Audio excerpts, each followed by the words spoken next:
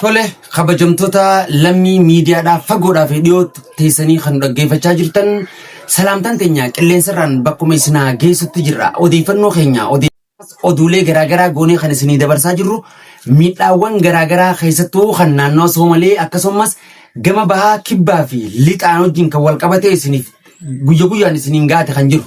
Arraarra immoo dhiibbaalee naannoo Harariidhaa kan gartee dantaa siyaasaatti TPLF wajjin walii galuudhaan naannoo Harariidhaa jaanii moggaafatan keessatti kanaan dura fuula Feesbuukii miidiyaalee garaagaraa irratti isiniin gaaturuun keenya ni yaadatama. Arraas immoo rakkooleen dhimmoota dahoo kiloodarii mootummaan federaalaa biyyattiidhaa gakkanne sababeeffachuudhaan addatti uummata Oromoo kan naannoo Harariitii fi magaalaa Harar keessa jiran egaa dhiibbaalee garaagaraa irra turaa godhan tokko tokkoon namoota baay'ee isinii dubbifneeti jirra.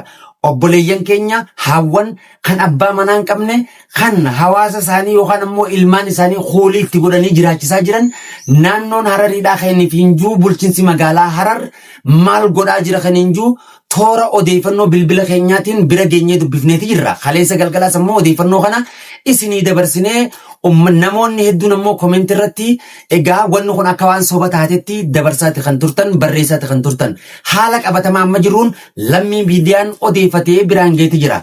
Toora bilbila keenyaa kanaan hawaasa sagalee isaa dhaggeeffadhaa isiniin jenna. Ayyee mee jiraattuu magaalaa Hararii yookaan ammoo egaa naannoo Hararii kan naannoo sanitti argamta. As dhiyeenya immoo mana kee jireenyaa si jalaa diiganii maatii ta'e yoo dogoggoruu baanne akka miidiyaa irratti agarratti daa'ima sagalee wajjin alatti si baasuu dhageenya jira. Waan kanarraa mee maqaa keetirraa eegalii maaltu si mudatee maal keessa jirta?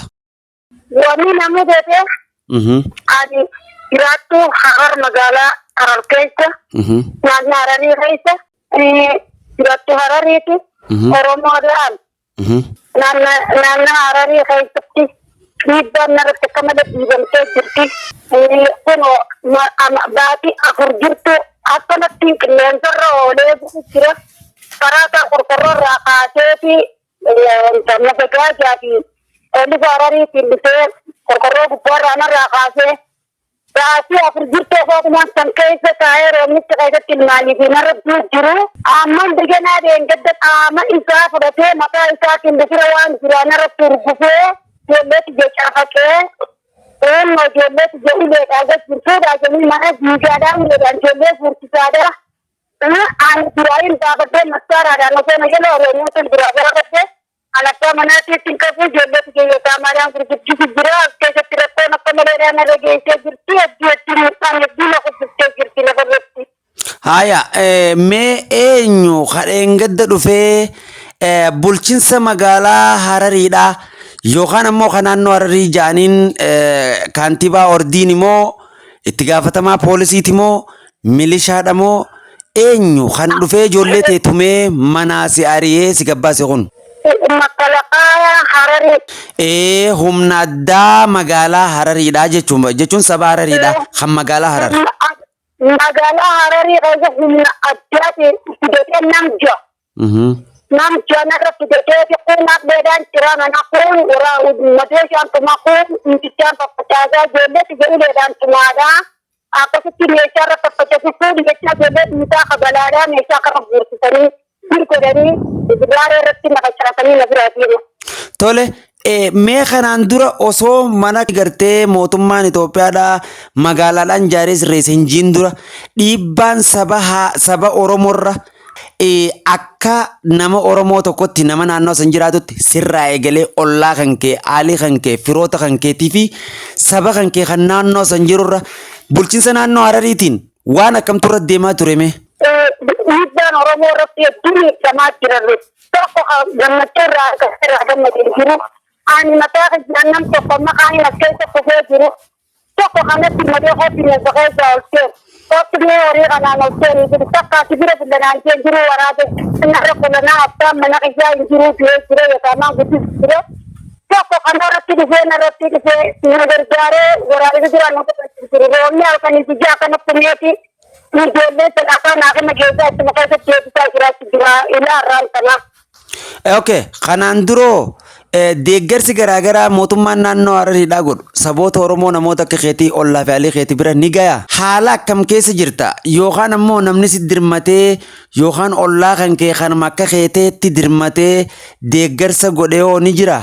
Tokko kanatti dirmatee furmaata tokko naa kan jiru akkanumatti karaarra kufee qabbana keessa bulaadhaa akkanumatti tokko kaartiin jennee. Bulchiinsa naannoo Harariidhaa dheeyxanii manni nurra diigamee jira ala jirraa. Yaa bulchiinsa naannoo Harariidhaa nu dirmadhaa wanni isin jettanii gaafattanii jirtoo ni jirti yoo jiraatte deebisaan isaanii maal ture? Guyyaa inni turan diigarraa inni ilaa hanga deemtattee marra diigarratti ilaa bulchiinsa keenya dhaqee akkana na fedhan tokkonitti biiroo dhaqee marra diiganii akkanarraan jira jennaan diyan qaramuma mana murtiitti diyan qarama mana murtiidhaa diyan kanaan jimalee dhaabbatee beektoonnaan ani irra jiru kanarra dhufee akkaan itti ta'e Saya akan lalu jadi pokok juru. Kawan tak kehormatan akan mengaji. Ini sih mana rati jamte tidak pakai tidak deh. Boleh pakai syarah itu tidak syarah karena kita ni jalan jamte. Anak kami sih pakai kami das menurut kamadar tiap surat biasa. Kemudian saya ilmu sih pokok deh tapi jangan bukan orang lelaki ini dama. Arab deh baru deh hidup sih. Mama isini sama isini bukan depan tohaca olah agarat tiba kaca jiraati. Haala kanaan jirti jechuudha namoonni akka isii dabalatee namoonni hedduun baay'ee. Isini jiraachuu hin dandeenye. Isini maan jiraachuu hin dandeenye. Jechi naradaan dhuftee sirra gurgurtii qaama abditti jiraatu malee. Naannoo sanitti lafumatee tana dhufaniituma warri araddaa naannoo Hararii dhufeera dhaabbatee gurguraa maallaqatti jijjiira. Abbaa qabeenyaatiif gurguramee. Akkuma mi'a ammaa kana dhiyoo kana ani illee irratti na hiyya. Abbaa mana hiyyaati inni hiyya tokkoon qabaatu fiisaan kan inni tumamee dhufamee kuma diiganii kan hin baate naan kana mana murtiiti. Atis jechuudha. Atis mataan kan keetii jechuudha. Qabeenyuma kiyya qabiyyeetti qabu kaartaatti qabu narra gurguramee abbaan qabeenyaa achirratti abbaan mana hiyyaa kun harka tokko taasisamee dhufamee. Okay. Yeroo gaafannutti uummanni Oromoo naannoo sanii rakkoo keessan jiru nuun jechaa turan. Amma isin rakkoodha himachaa jirtan. Saboonni naannoo san jiru rakkoo tokkollee keessan jiru. Uummanni Oromootii fi uummanni Hararii ija wal fakkaataadhaan laalamanii garaagarummaan sabootaa hin jirtu nuun jechuu jiran. Akkam jeeffamnetti yoo waraqaa kana gabaasa kana hin galfannee maamalfachaa tokko kanneen maamalfachaan keenya. Irraa sosoo hin dandeenye abbaa qabeenyaa nu bira dabraa bakka akkasiin keenyumaa seenaa numaa hidhamaa numaa tumamu. Dhaabbata lammii miidiyaatii fi uummata Oromoo guutuudhaan hedduu kabajamaa ulfaadhaa isiniin jenna rakkoo keessanis akka inni furamu uummata Oromoo biraanis ta'ee mootummaa Itoophiyaa biraan rakkina keessan ni geenya ulfaadhaa galatoomaa horaa bulaa isiniin jenna nutis. Hello akkam nagaa fayyaa? Fayyaadha nagaa maqaan keessan eenyu? Kan Binto Muhammad. Hayyee tole. Maal laammattamee haala ammaan tanaati rakkoo keessa jirtu uummata Oromootti maal laammattaa mootummaa Itoophiyaatti hoo maal laammatta? Oromoo keenya afooshaa guutuu ta'anii qabatanii harkaa fi afaanii gadi jiruutu uffee nallaanne kan uummata na beekan natti nu finaan alaalaa jiru. Deebiitiin amma tokko guutuu jechuun banaan jee qaamni amma tokko mana murtii na beeksee osoo noofu walafa deeminaan jee walafa magaajira amma tokkorraa.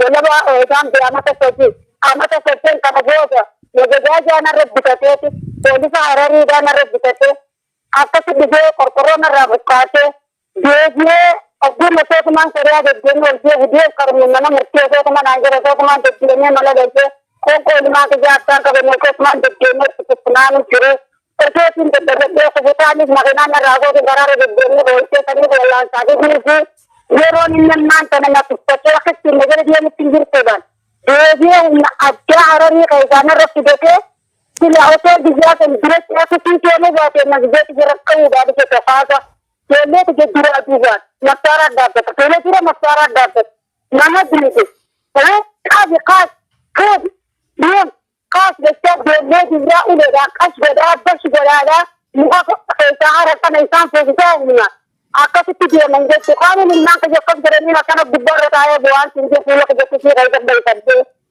ilaa ammaa kun torbaan tokko asitti deebiin naan jee arra guyyaa sadii maafuru Ila ko ma biya jimata ko lamada magade jimata ko ya si debiya nas be na mate na sirratti ka je si ja tara nan nan na gra ko te ulfaadhu galatoomii wayyoome. Galatoomii na jira ta television galatoomii.